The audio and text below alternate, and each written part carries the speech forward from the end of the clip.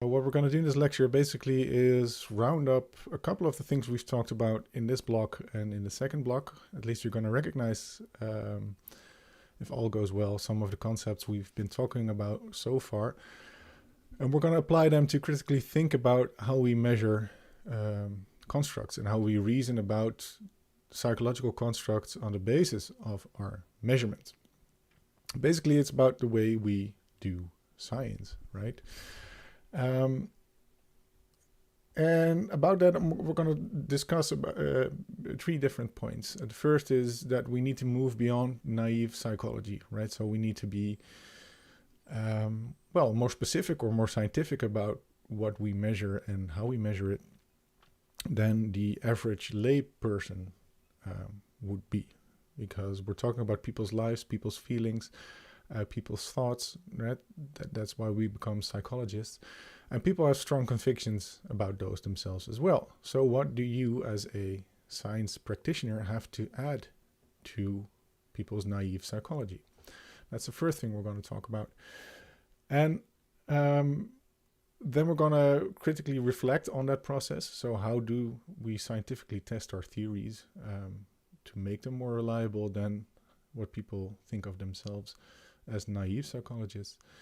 And we're going to more specifically delve into that, some of the issues related to testing in psychology in the last part of the lecture.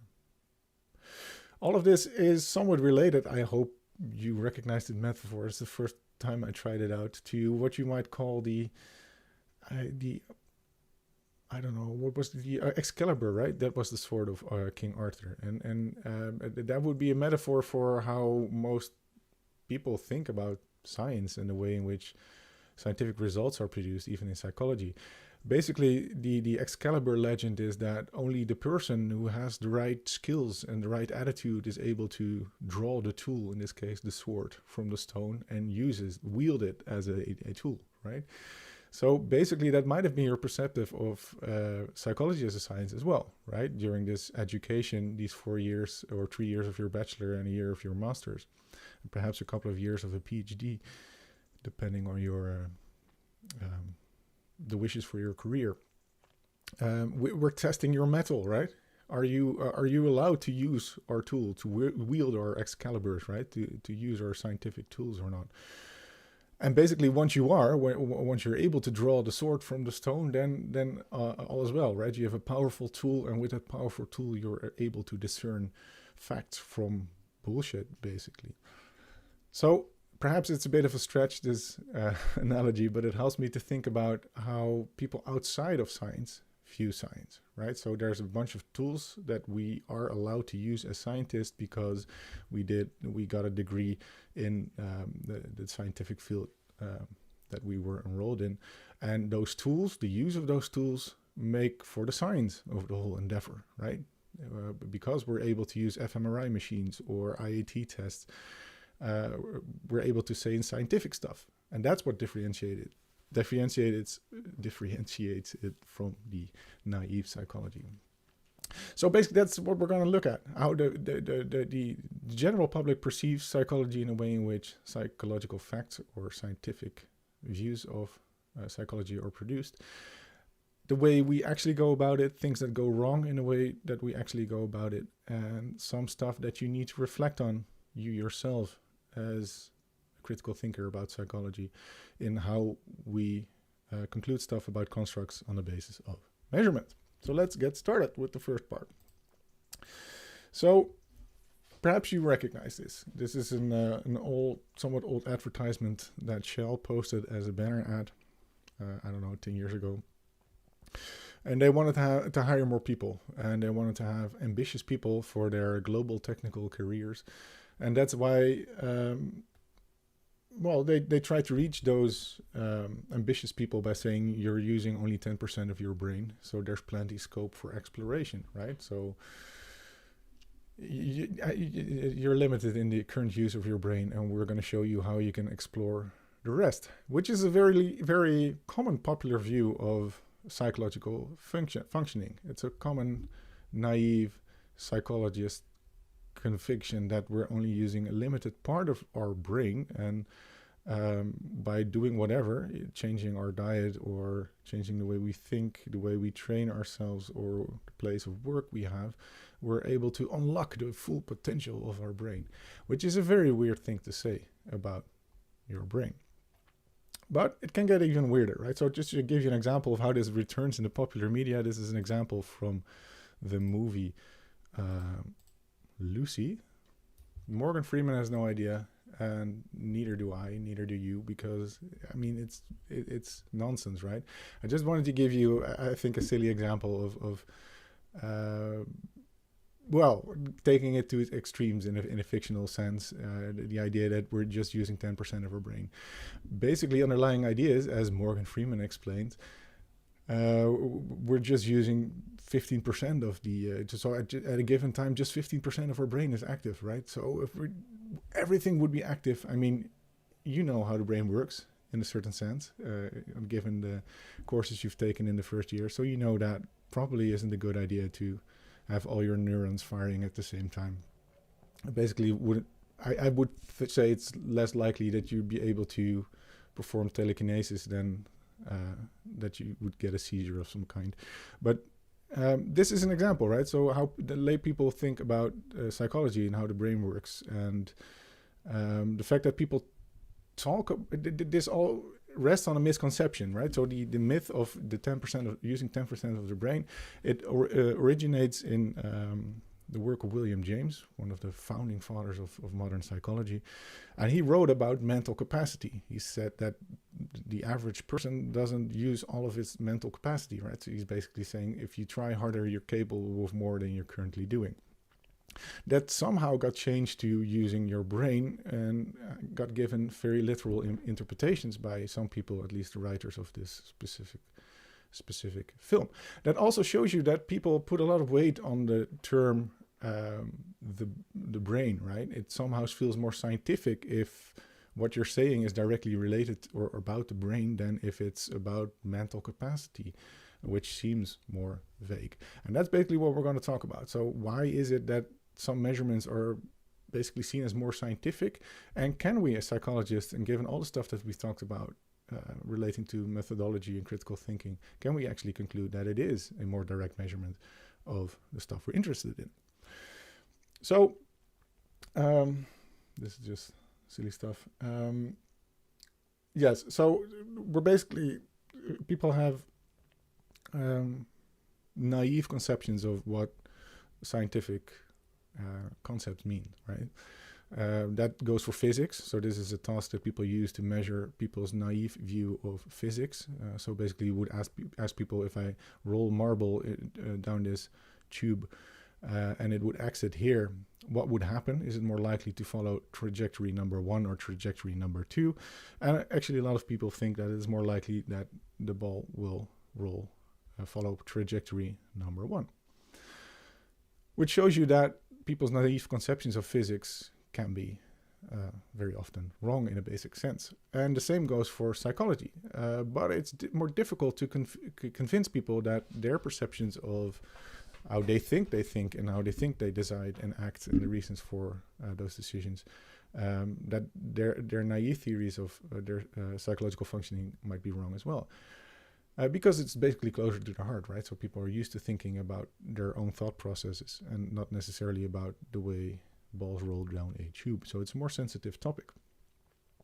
So basically what you need to be able to do is not just get an education or a bachelor's degree in psychology, but once you've done that and you've got your master's and you started working in the field, whichever field, you need to be able to convince lay people who've just watched a Morgan Freeman movie why the stuff that you've learned and the way in which you've learned to do research is actually better than, well, perhaps reading their horoscope, right? Does anybody have an intuitive answer? Why should somebody go, just let's say you want to do clinical psychology and perhaps somebody wants to get some life's advice from you, why should they go to you as a trained psychologist and not read your horoscope instead? That you need some ammunition for that debate, right? Anybody want to pitch in? What distinguishes you? Because what we are saying is relying on experiences and on scientific research and the position of star systems. Right. Why isn't the position of stars and their effect on human behavior based on experience? Because you cannot generalize the effect of stars on human behavior in a measurable way.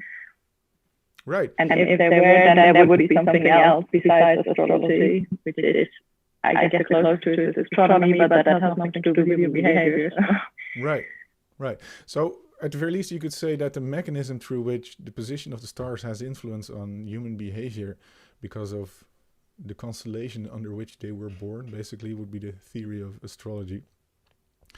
That mechanism is unclear and it's not discernible. And if it were, basically, if I'm summarizing your answer correctly, Anna, then it would be part of astronomy, right? The behavior of human beings would be part of the theory of everything, right? The constellations and humans. But it isn't. And there's other stuff. So you could use some of the criteria that we've described in the previous lecture on theory assessment. You could apply that to the whole scientific endeavor as well, right? So there's actually a lack of coherence in astrology. So even if you were to accept that the constellations under which you were born have influence on your personality, it's still difficult to see how astrologists account for changes, right? So if you were born 300 years ago, the constellations under which you were born would be different, let's say if you were born in August, than if you were born this year in August. So even though there have been no changes in star signs and astrology theories, right? So there's a lack of coherence. Has been a change in the presumed underlying mechanism, but there has been no change in the approach in astrology.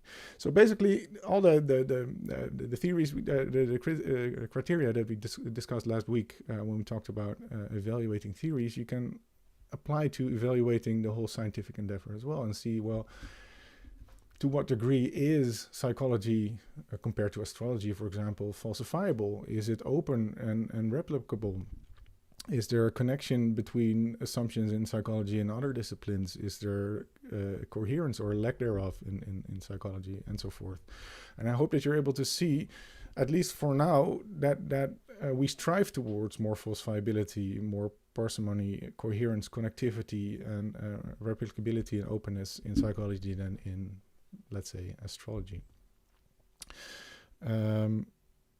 But perhaps not. Perhaps you remain unconvinced about the scientific status of psychology. But that's good, right? Because the next course that you're going to take, starting in 2 weeks, 2 weeks, right? Yeah, it's Fundamentals of Psychology, which is basically an in-depth look at this, right? Why can we consider psychology being science, and how has the perception of what makes psychology scientific changed over years and decades? All right, so basically what I wanted to do in this first part of the lecture was... well, to get you thinking about what does make the whole endeavor of psychology as a science scientific, right? And what does make the approach we're learning you towards understanding people better or more reliable than other approaches like astrology? And that has to do with the criteria we discussed. It also has to do with the scientific method, right? So as you recognize it by now, following the empirical cycle. So there's a way we go about testing our theories. We're not just doing observations and on the basis of a single observation say, such and such is the case, I know for sure, and you should act in this way or decide in that way, or I understand what's ailing you.